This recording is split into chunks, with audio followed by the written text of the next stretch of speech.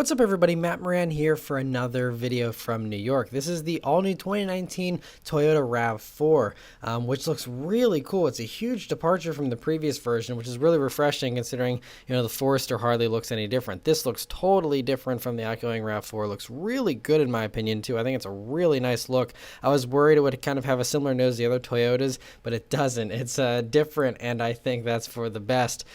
So they announced it's going to have a 2.5-liter inline four-cylinder, the dynamic force engine they're calling it. They didn't announce any kind of horsepower numbers, but in the Camry it does 203 horsepower and 184 pound-feet of torque. So we'll have to see for final numbers here for the RAV4. But you can see it's got a digital portion of the gauge cluster there. You can see nice large infotainment screen, which does have Apple CarPlay now, thankfully, although no Android Auto.